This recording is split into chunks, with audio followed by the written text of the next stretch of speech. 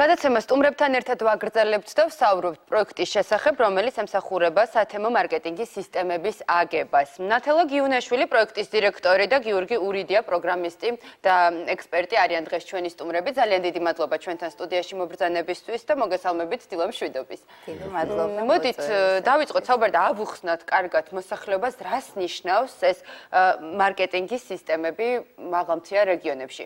რამდენად კარგად აისვისა უკვე ადგილობრივმა მოსახლეობამ განხორციელდა უკვე თუ არა სადმე და გვაქვს თუ არა რაიმე შედეგები.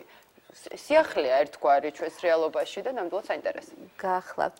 ამ პროექტის სიძლიერე და ორიგინალურობა მდგომარეობს იმაში და რა თქმა უნდა მნიშვნელობა, რომ იგი ახამებს მაღალ და დაბალ ტექნოლოგიებს და ფაქტიურად საშუალებას აძლევს ნებისმიერი კომპიუტერული და ნებისმიერი ტექნიკური წიგნიერების ადამიანს შემოვიდეს მარკეტინგის სისტემაში, განათავსოს ის ინფორმაცია, რომელიც მას აქვს, ანუ მარტივად რომ თქვა, თუ მას რაიმის გაყიდვა უნდა, რომელიმე სასოფლო-სამეურნეო პროდუქტის, ამის შესახებ განათავსოს ინფორმაცია და შესაძლებლობა მისცეს მომხმარებელს, რომ აირჩიოს მისი პროდუქტი და მეორეს მხრივ უკან მიიღოს ინფორმაცია იმის შესახებ, რომ არის მოთხოვნა ან არ არის მოთხოვნა მის პროდუქტზე, ზუსტად იმავე ტექნიკური საშუალებით, რაც მისთვის ხელმისაწვდომია. კლასიკური მარკეტინგული სივრცე ეს არის ონლაინ სივრცე, რა თქმა უნდა, დღეს მდგომარეობს. ამ ონლაინ სივრცეში სთავაზობს ის მომხმარებელს თავის პროდუქტს და აწვდის ინფორმაციას მისი ფასის, ხარისხის შესახებ და ასე შემდეგ, რაც ხელმისაწვდომისა და რაოდენობის შესახებ. დიახ, მხოლოდ უთანხმდება მას, რომ თვითონ მომხმარებელი ჩავა მასთან თუ პირიქით იქნება, თუ როგორ ხდება ეს? არა, მომხმარებელს არ ჭირდება, არა, მასთან ჩასვლა სწორედ ამ სისტემის საშუალებით. ანუ სისტემა ხომ ონლაინ არის, შესაბამისად მისი ოპერაბელობა ხორციელდება ონლაინ. შესაბამისი ტექნიკური წიგნიერების ადამიანების მიერ. მაგრამ წარმოებელი, რომელიც ეს არის ფერმერი, ხო, სასოფლო-სამეურნეო პროდუქტის წარმოებელი, ხოლო ჩვენი ფერმერების აბსოლუტურ უმრავლესობას დღეს მდგომარეობით აი კომპიუტერული წიგნიერება, რომელიც საკმარისია მარკეტინგის განსახორციელებლად, არ აქვთ. მიუხედავად იმისა, რომ ფერმერი შეიძლება Skype-ში შემოდიოდეს, ლაპარაკობდეს, გადასცემდეს რაღაც ამბებს, მიუხედავად ამისა, ინფორმაციის დამუშავება, გადაცემა, მიღება, დამუშავება მას არ შეუძლია. მაგრამ ფერმერების აბსოლუტურ უმრავლესობას და განსაკუთრებით მაღალმთიან რეგიონებში აქვთ მობილური ტელეფონი. ზოგს ძველი სისტემის, ზოგს ახალი სისტემის. და როგორ შეიძლება გამოადგეთ ეს? აი ამაშია სწორედ საკვანძო, ასე ვთქვათ, ელემენტი, მომენტი ამ სისტემის. SMS-ი გარდაიქმნება ემეილად და პირიქით. ანუ, როდესაც ადამიანი აგზავნის თავის ინფორმაციას SMS-ით, სისტემა მას ღებულობს უკვე ელექტრონული სახით. და პირიქით, ელექტრონული სახით დამუშავებული ინფორმაცია გადადის, ასე ვთქვათ, ოფლაინ რეჟიმში ფერმერისთვის ხელმისაწვდომი ფორმით. აი, ყველაზე მთავარი პრინციპი ეს არის. და სად ამოქმედა უკვე ეს სისტემა და შეგვიძლია თუ არა შედეგებზე საუბარი? შეგვიძლია. სისტემა ამოქმედდა ნაწილობრივ ზემო სვანეთის, ქვემო სვანეთის და ლეჩხუმის სასოფლო-სამეურნეო თემებში. ეს სისტემა მუშაობს გვირილის ფუნქციით, გვირილის სქემით, ასე ვთქვათ.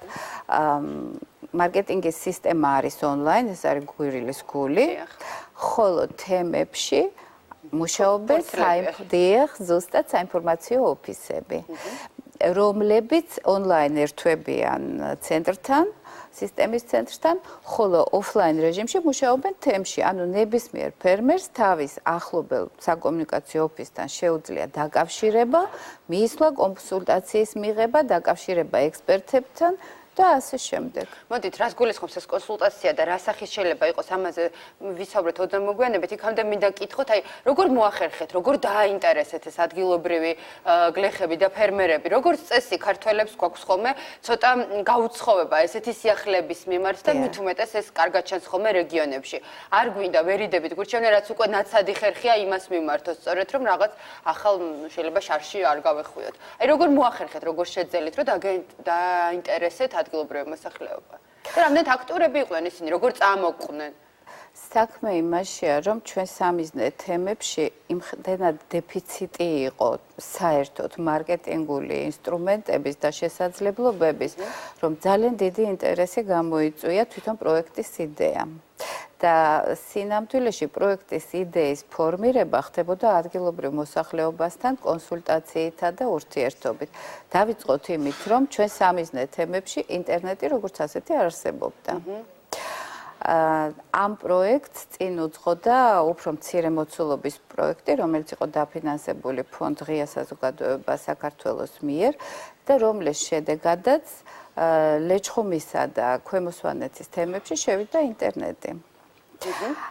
რომლითაც სარგებლობს ადგილობრივი თვითმმართველობა დღის მდგომარეობით აგრეთვე. ანუ აქ იყო სრული დეფიციტი საინფორმაციო სივრცის.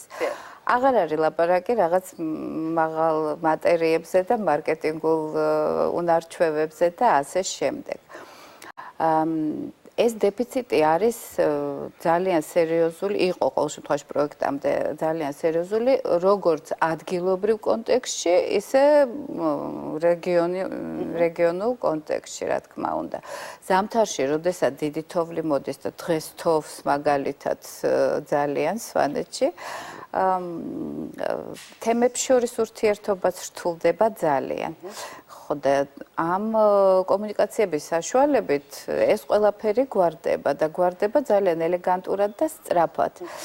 და არა ყველა მომენტი ხორციელდება დოკუმენტურ სიბრტყეში, ან მაინც დოკუმენტების სახით ინფორმაციის მიმოსვლის საშუალებით. ჩვენს პროექტში არის ძალიან საინტერესო ინსტრუმენტი, ეს გახლავთ ვებ-კონფერენსინგი, რომელსაც საქართველოში გამოიყენებს მხოლოდ თუ არ ვცდები ერთი ან მაქსიმუმ ორი უნივერსიტეტი და ეს არის დისტანციური სწავლების ტექნოლოგია, რომელიც ძალიან კარგად მუშაობს დისტანციური კონსულტაციებისა და ძალიან შორ მანძილზე კვალიფიცირებულ ექსპერტისაგან ინფორმაციისა და კონსულტაციის მიღების კონტექსტში. და ბატონ გოგი შეუძლია ძალიან კარგად აგვიხსნას რა არის. ამ მიზნებისთვის დავნერგეთ სპეციალური სისტემა, რომელიც ემსახურება აი ამ დისტანციურ სწავლებას, დისტანციურ კონფერენციების ჩატარებას.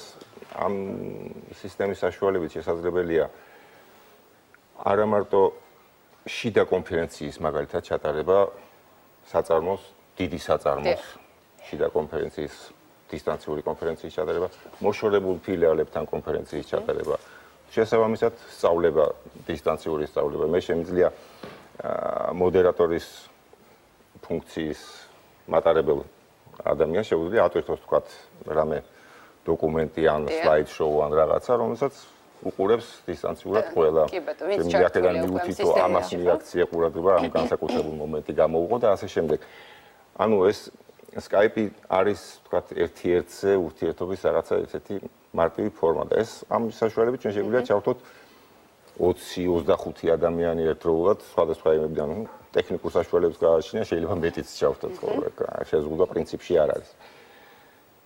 ერთდროულად იღებენ მნიშვნელოვან ინფორმაციას და აქვთ იმის შესაძლებლობა, რომ გარკვეული კორექტივებით შეიტანონ აბსოლუტურად და ერთმანეთშიც გაცვალონ ინფორმაცია. სხვადასხვა რეჟიმებში შეიძლება ჩართოს. ფაქტიურად, აი ახლა სამწუხაროდ კამერაზე არ ჩანს, ჩვენ გვაქვს საკლასო ოთახის პროექცია კომპიუტერში.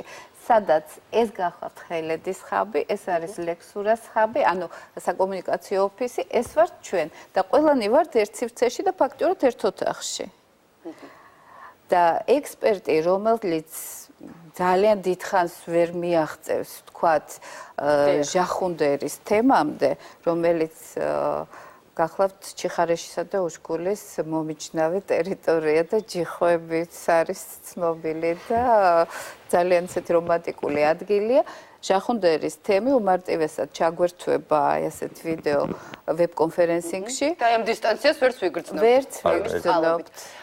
როგორც ნახეთ, შედეგები ნამდვილად კარგია და საზოგადოების აქტიურობაც ჩანს. არის თუ არა იმის შესაძლებლობა, რომ მოვიცვათ სხვა რეგიონებიც? რა თქმა უნდა არის და ჩვენ უკვე გვაქვს დიახ და ჩვენ უკვე მუშაობთ გურიის რეგიონში, საიდანაც თემიდან წამოვიდა ინიციატივა შემოსულიყვნენ ამავე სისტემაში. და საინტერესოა იმით, რომ აქ წამოვიდა ძალიან ისეთი მართლა საინტერესო ინფორმაცია, იმიტომ რომ მოთხოვნა ქალებისაგან, ფერმერი ქალებისაგან, რომელთაც უნდათ სამეწარმეო სივრცეში შემოვიდნენ.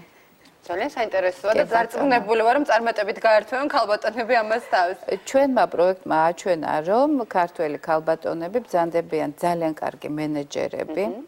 ძალიან სწრაფად და კარგად ითვისებენ ტექნოლოგიურ სიახლეებს და რაც მთავარია, თავისი კორექტივები და თავისი მოდიფიკაციის წინადადებები შეაქვთ მათში. და მე ძალიან მიხარია, რომ ამ ქალბატონების აბსოლუტური უმრავლესობა, ეს ვისთანაც ჩვენ მუშაობთ, არიან ფერმერები და ძალიან გვიხარია და კმაყოფილი ვართ, რომ გავამართლეთ ევროკავშირის ნდობა, ეს პროექტი დაფინანსებულია ევროკავშირის მიერ, ეს იყო საპილოტო ინიციატივა, ინოვაციური პროექტი და ძალიან გვეამაყება, რომ ძალიან კარგად და თემისათვის, ყველა სამიზნე თემისათვის სასარგებლოდ განხორციელდა ეს პროექტი.